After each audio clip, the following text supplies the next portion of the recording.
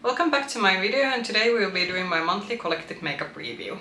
Welcome back, and it's that time of the month again where we're doing my sort of collective review of makeup products that I've been using in my rotation. And with eyeshadows, there is a separate eyeshadow like sort of collective review video that I do from my palettes. So the previous one, did I do it on June or did I already do it during the May time? I think it was in June, so if you want to see the sort of last palettes that I have managed to do this video from, check it from my review playlist. But the next one regarding palettes, I think it will take some time because I have recently gotten quite a few palettes. There are a few that are actually on their way for me. For example, Monolith Shop had just during, I think last Sunday, had their sort of June launch, so there will be a few new palettes coming there. And with palettes, it takes a bit more time to collect the more of those to single videos, because with those there's usually like 2 palettes that I use during a 2-week rotation, and that means that there's I can't do that many it takes longer. But this has sort of all the other products except eyeshadow palettes, and in this video there are actually 2 foundations I will be discussing about, then there will be cheek products, then there will be lips, and with eyes there is actually one sort of a mascara product included in this one, so we are having a full face. But let's now first get to the foundations. So first, the foundation that I usually try to take pictures from the products that if I for some reason I want to already declutter them once I have used them up, or for some other reason, but I used this up during when I was traveling, so that's why I didn't have time. But first foundation, actually now I have to look the whole name, so it was you will see the product sort of picture from a sort of Kiko's own website. So it was the Unlimited foundation from Kiko Milano in the shade 1R. And this was definitely better. If you look from my videos from a month ago, then you will see from a month ago or a few weeks ago when I was still, because I filmed this beforehand, so you will still see me using this one, and this was definitely better than the Insta Moisture foundation. I didn't like that foundation. For me that was cakey. For a foundation that claimed that it was moisturizing and hydrating, it actually looked looks dry. So compared to that one, the Unlimited foundation, it actually looked much better on my particular skin. And if you wonder what kind of skin type I have, it's an oil leaning skin with a cool to rosy undertone. This was, I think the 1R shade was supposed to be for a more cool toned undertone, but I did feel that just like many other Kiko's base products, it did pull quite yellow. So Kiko has a bit of funny thing that a lot of their base products, their concealers and their foundations, even the very fair shades tend to pull a bit yellow. So for me also this 1R, it was still a bit yellow leaning, even though I think it was meant to be more cool toned leaning. But I do also praise this that it had quite a lot of longevity, so it did last through if I had a very early work day and then I had something on the evening. So I will also credit that. From the Insta Moisture foundation, for example, I felt that that didn't age too well during the daytime. It actually made it look a bit worse. But however, is this gonna be my favorite drugstore foundation ever? No, it wasn't. It did give a nice medium coverage, but it did still have a bit of a habit of clinging to some of the maybe textured areas of my sort of skin. I'm someone in my 30s, so there is already quite a lot of texture. So if you're thinking about this sort of super smoothing drugstore foundation, this is definitely going to be it. But if you're just looking for a decent medium foundation that will last you through the whole day, then I would actually recommend this one, because I do think that if you can find a shade match, and especially if you have a more oily linen skin, this is a good foundation in terms of longevity. Then actually something interesting, so I actually recently bought quite a lot of K-beauty products. I actually bought them. Our country actually has brick and mortar K-beauty stores, so I can actually go in store and buy the products. So I know a lot of people order from Yesta, but we have quite decent selection here, so I don't actually have to order online unless I really want to. And the foundation, it's actually the foundation I'm wearing. So this is the new Zero Cushion cushion foundation from Rom&nd. So I think Rom&nd is one of this is how the packaging looks like. It's a light blue, and I think Rom&nd is one of the more popular K-beauty brands. This is how the inside, so very typical cushion foundation, nothing unordinary. I do actually like how this looks like. It is as I said, I'm wearing the foundation currently. I think especially for summer season this is quite good. I do feel that you can get quite like an decent coverage. It's not gonna be like super high coverage, but you can build to get this like, build this to, I think, to a good like, not, I don't want to say full medium, but still a good like medium. Mine is in the shade 0 to Pure 21, and I do think also the shade match is pretty good. It is more, I'd say, on the neutral leaning, but it's usually like, if it's a more like neutral leaning undertone, that's also something that I can get through. The neutral leaning foundations can make me look quite pale, but still I think it's pretty good.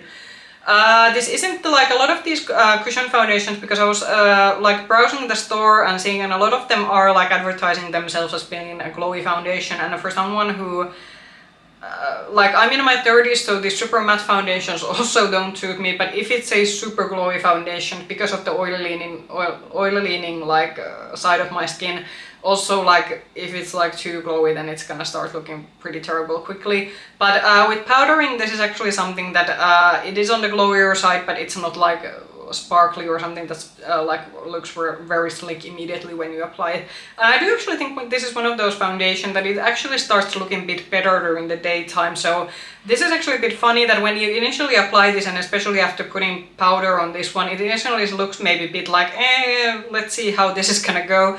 But actually I've noticed that at the end of the day this tends to look maybe even a bit better when you originally applied it. Is this like anything revolutionary? I don't have a lot of experience with cushion foundations. My experiences are like, early experiences are when I was in my teens, because I believe Maybelline had a very popular cushion foundation within their line. That was like years and years ago, like somewhere in 2000.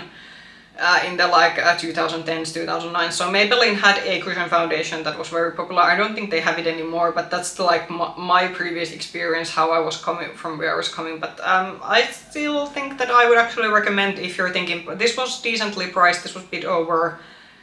The store had discounts in the day when I bought this, but I think this was somewhere between 20 and 30 euros, so I think this was quite decently priced also.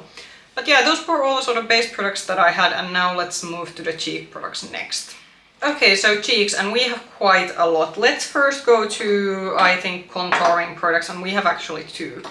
So first one is something that has been hanging out in my drawer. So this is the Glossgods liquid contour. Mine is in the shade You Are Inspiring. They came out with these during last summer. They have actually now released sort of like a sort of airy powder bronzers. I haven't tried those out yet, because I did discuss in my makeup news video that I'm not gonna make a separate order from Glossgods just for one powder bronzer. I'm gonna wait that is there something else and then order those together.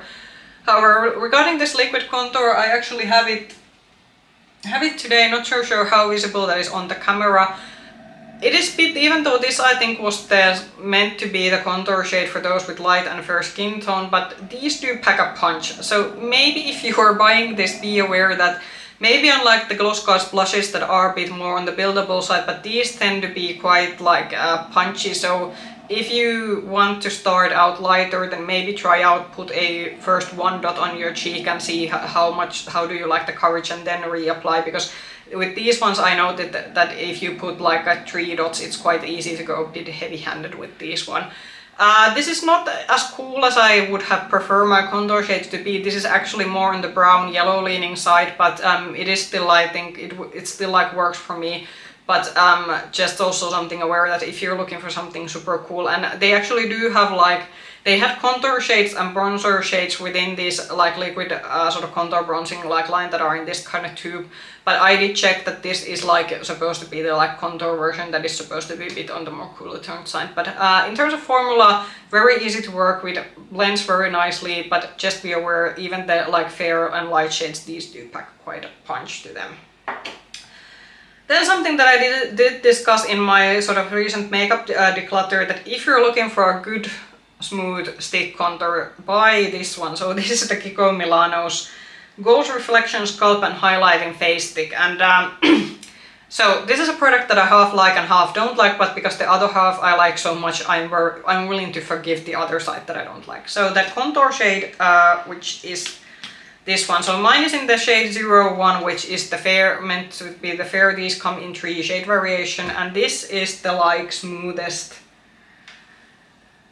This got to be one of the smoothest contouring shades. I'm gonna see that, can I actually like show how easy that blends. Like this is like effortless to work with, but it blends, but it doesn't blend away. You actually still have like color on your cheek, and yeah, this got to be one of my favorite Kiko Milano products that I have done, like tried out in a while, and I do hope, because I do have their contour stick from their sort of main line, so this is obviously, as the name implies, from their summer like collection, so this will be discontinued at some point, but I hope that this is an implication that the contour stick that I have from their baseline of products, because I haven't actually tried that one, even though that's been in my drawers ever since the beginning of this year, so that's something to be noted. But anyway, so I hope that that's in the same formula as this one, because this is awesome. Like if you're looking for very soft, nice contour stick that still keeps it color when you blend it, buy this one.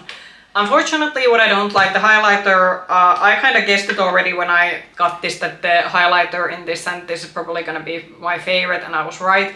So this is, first of all, is very scratchy, so there you can kind of feel that this has like separate glitter particles when you like rub it in your finger, rub it directly to your cheeks. This also takes quite a bit of work to blend in, so it's not one of the like most blendable one, and because it has like a it feels like this is like more individual sparkles put into some kind of a stick formula. It also kind of looks in certain lighting conditions that instead of having this sort of smooth highlighter over your cheek, that you have individual sparkles on your cheek, which for someone who's in their 30s and who has cheeks that do already have a bit of a texture, it just doesn't look flattering, if it, like at least for me personally. So yeah, also something, this came loose from the packaging. I'm really like trying to push this in, because when I got this, like the contour side of this, it stays in the tube and there's no issues, but the highlighter side for some reason was already loose in the packaging when I got this one, so something to be aware. But I am like willing to forgive the highlighter side in this case, because the contour side is truly like awesome, and I think if you're looking for a good contour from Kiko Milano, then you should definitely consider picking the stick up. Let's now get to the I think we'll get to the one highlighter that I have. So this is another K-Beauty product, and this is from Rom&nd too. So this is from the, okay, the name is in Korean. I have to actually now look in the phone because the package only has the Korean name of this. So this is the see-through Veillighter in the shade 02 Moon Kissed. So they have 2 shades in this one. So there was, I think, one, it was either peachy shade or a white shade, and then they had this pink that were available in our sort of K-Beauty store. And let's get this open. It's a nice pink highlighter. This is a very smooth highlighter formula, so especially for someone, as I have said, like I have already like texture on my cheekbones. This is like very smooth, very nice, so this fits for maybe even a more mature skin. However, this particular pink shade, it does leave a bit of a cast, so with this one I would recommend that when you go over this with your like when you like put your like brush in here and go over your cheeks, then go with your blush brush like over the highlighting part to blend it in, because if you don't like blend this in with a like afterwards, after application, with a sponge or with your blush brush, it does leave a bit of a like casty appearance, so just something to be aware of. And because this has a bit of a tendency of leaving a bit of a cast behind, I'm not sure how this formula will fit anyone with a more deeper skin tone, because then I think the cast will be obviously more visible. But for me, when I apply, after applying this, I go over with my blush brush and it looks very smooth and looks very pretty. And yeah, I'd be up to trying more K-Beauty highlighters, because I do like that one. Okay, then blush, and why are we having so many? Okay, this is like a theme of this year. Like I'm saying that I'm done with blush, and I have like 3 blush products in this one. Let's continue maybe with the Kiko summer collection. By the way, the summer collection's eyeshadow palette, it was included in my previous eyeshadow palette review, so if you want to see my thoughts about that I had with the Kiko's Gold Reflection collections like eyeshadow palette, it is included in the last collective eyeshadow palette review that's on my channel already.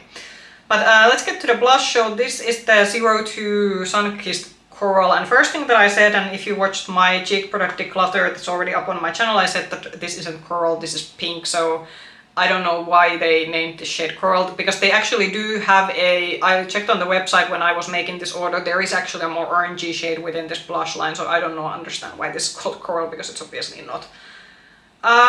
This was one of the glowier blushes, and especially like swatched like this, it actually shows that there is like quite a lot of glow to it, but actually when you shear it out like this way, it's actually not like that glowy. So this is something that initially on the pan, and if you like swatch it just with your finger, it kind of looks that it will give you a very heavy golden like reflect to it, but this actually is a sort of glowy blush formula that I can get along with, because it is actually more of a satin leaning finish. Like it is definitely like, it's not definitely a matte blush, but the gold shimmer when it's spread out, it's a more subtle one, so it actually looks more satin like, and I did actually like this quite a lot. So another recommendation from the summer collection.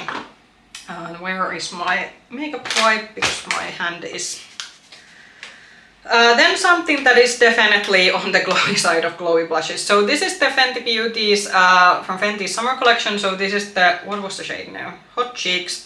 So not Hot Cheeks, that's the formula. So Fresh Peach is the shade name. They have 3 shades. First of all, packaging. This is very beautiful. Another hit in terms of packaging. And this is how the shade looks like, and unlike with the Kiko one where I said that the gold reflex kind of blend in quite nicely and it kind of looks like a very like nice satin blush, with this one you can definitely see when you apply this to your cheeks, you can see that it has quite a strong gold shift to it. Is it like super glowy? Because I was thinking that this is gonna look like eyeshadow on your cheeks. No, I actually felt that you had to build this a bit. So if you're looking with this particular shade, I can't talk about the deeper shade that this has. But at least with the fairest shade, which was this one, I felt that I at least had to do some building. So it's not like super pang and big pigmented, which could actually be good considering that, as I said, that when you build this to a certain point, the gold reflecting this one, it will show up on your cheeks. But I have seen that these blushes have gotten a bit mixed reviews, and for some people they have had the issue that they felt that you have to build these too much and it still doesn't show up. So I don't think in terms of blending and how this in the end looks on your cheek, I don't think there's like, for me there was no issues, but I can see that why maybe some people haven't been as in love with this considering maybe some other of the Fenty's like cheek products. I definitely like this much better than their liquid cream blushes that they had previously. I actually ended up decluttering the one cream blush that I had from Fenty because I felt that with that one I truly did have to do like too much building considering like I have a very fair skin tone and other liquid blushes that I have, but I do actually prefer this like this powder cheek formula to that one. But is it like the best blush formula? Maybe not. So with these ones, try them, swatch them in store. Maybe if you can get a Fenty consultant to actually apply them to you and see that do you like in terms of buildability and how it looks like, is it your gig or maybe do you want something different? But I still like this, and for me this is a very like fun product, and this is something that I don't have like other products in my collection, so it does fill a certain gap, and it is like it did survive my cheek practicality obviously. Okay, then another K-beauty. So this is by Sisua, but I believe this is a sub-brand of the, I'm gonna look out the company name because again the packaging only has Korean. Yeah, so it's Sisua by Unleashia. So I believe Unleashia is a bigger, more like widely known K-beauty brand, and I think this might be a like sub-brand of that particular brand. And this is the Rose Chocolate Mousse, so these are kind of their waffle blushes, and this is actually a, now I'm gonna get this open first.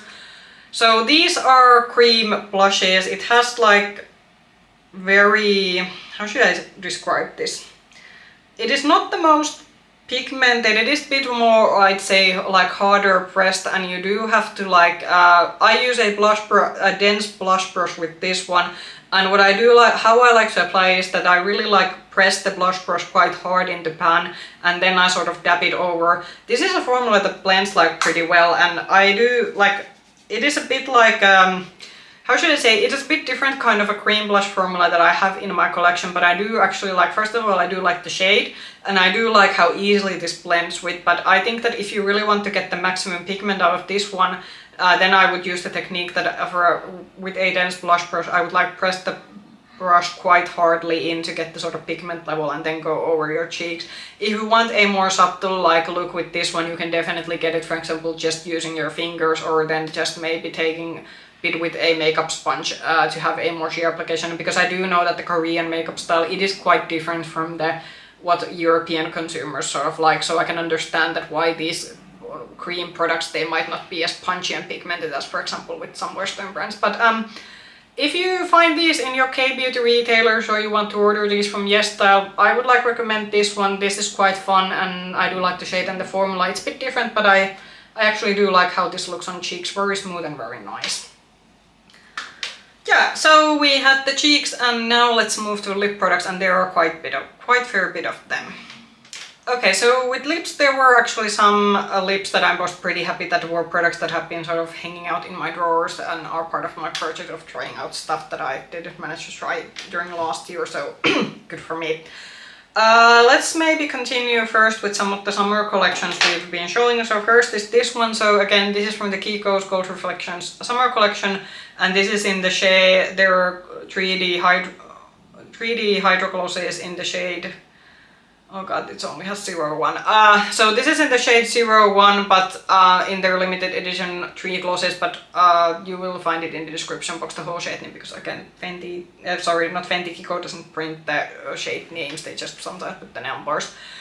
It's a nice gloss. I did already maybe complain a bit about that. For some reason, these Gold Reflection, the collection 3D glosses, they are a few euros more expensive than their glosses they have in this format in their standard line, and I don't think just because these are part of the limited edition collection, like, these are still the same formula and the finish is similar, so I don't understand like why is the price higher, because you don't get like anything that different.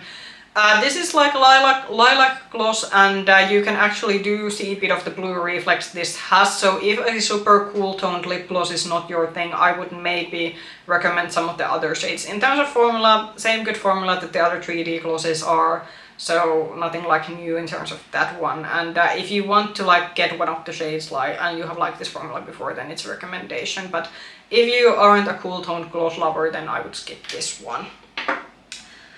Then one of the lip oils, so this is one of the lip oils Fenty came in with their summer collection, so this came in the same collection that the blush that I showed previously, and this was in the shade Frosted Bunz, so this is the sort of middle shade from the 3 shades they came out with this. This is nice. I already said in my first impression review, I would have wished they would have kept the doe foot applicator, because I do feel that this paddle applicator is a bit clumsy, for example in my use, for example on the upper lip, which is a bit smaller area, so I would have kept the sort of doe foot instead of going with the paddle with the lip oils. I am a bit questioning was this very necessary, because I now have compared these with the normal original Gloss Bomb lip glosses in the original sparkly formula, and I don't like these feel nice on the lips. These actually have a very nice vanilla scent to them, and these are like fun, but I don't think these are that different from the sparkly like lip gloss bomb, the sparkly version of the Gloss Bomb lip glosses. So I just feel that, yeah, I can understand, like, I can get why Rihanna did this, because the lip oils have been like very trendy now on the makeup market, especially now during the summertime. We have seen like lip oil releases from almost like every single makeup brand. So I can get it, and they are like kind of in this fun bronzy summery golden shades that fit to the sort of aesthetics of the summer collection, but it's just that I just don't feel that these really add anything. Like, I can understand like previously when there's been extension to the Gloss Bomb line, they first brought the sort of like the glosses that are supposed to make your like lips look bigger, and then they brought the creamy like version, the more like not the sparkly but more like creamy glowier version of the glosses. So I can understand like those had their place and were like something different from the original sparkly Gloss Bomb, but these, I think the lip oils are just like, it just feels like it's too similar to be a separate product from, and I really don't like feel any difference on my lips when I'm wearing this versus the like original sparkly Gloss Bomb. But nice shade, this is like a nice shade, and these do feel nice on the lips. But if you have like the Gloss Bomb shades similar to this shade or the other shades that they come out in the summer collection, maybe I would make the consideration that do you really need these lip oils. Then two Natasha Denona lip products that I've been trying. So first one is the My Dream Collection Gloss. So this has been definitely something that's been hanging out quite a lot. I discussed this in my lip and cheek product declutter. Why is there a very cheap like paddle applicator in a lip gloss that's very expensive? Like I think these are like close to, these are something between 20 and 30 euros, so these are not cheap glosses. So I'm just like not a fan of these sort of very like flimsy paddle applicators in especially expensive lip glosses. With a drugstore ones I can understand because they have to cut cost from somewhere. So I think the applicator is my only complaint about this one. Otherwise I think the packaging is very cool. This is a nice pinkish brownish shade. The gloss formula is comfortable and I don't think there's like anything like else to say, but I really wish they would have done a different applicator to this. But if you like Natasha Denona and you're thinking you want to try out one of her glosses and you're okay with the paddle applicator, it's a like good gloss formula. Nothing like revolutionary, but it's nice, it's not sticky, and it will definitely do what a lip gloss is supposed to do. Then something that I did know that I like the formula, so this is the shade Averyl in Natasha Denona's lipsticks, and it is this sort of very deeper rose lipstick. So I have the Cala shade from it was one of the summer collections she had some years ago, which is a more orangey shade, and I did want to try out a more rosier shade. And if you like Natasha Denona's, I have said that this is actually my favorite high-end lipstick, like a traditional bullet lipstick formula. So for me, this was like another good addition. Like I'm happy that I did get another shade in this one because I do like this. It's a good lipstick for bullet lipstick formula that's not too drying. You will have to reapply this because this is a satin lipstick formula, but it's still very comfortable to wear, and you get a nice pigment out of this one. So if you like Natasha Denona's lipsticks and this is a shade that appeals to you, then would recommend getting it. Then lastly, and this I think will be the last of the K-beauty products, and this is actually last of the lip products. So this is from the House of Hur. These are lip tints, yeah. And first of all, I have to say this got to be the aesthetically the most pleasing packaging I have like seen ever. This is actually something that when I have been like browsing for a while now in our K-beauty stores, I have been eyeing this lip product a lot just because of the packaging. Like this is there's something very nice about this one.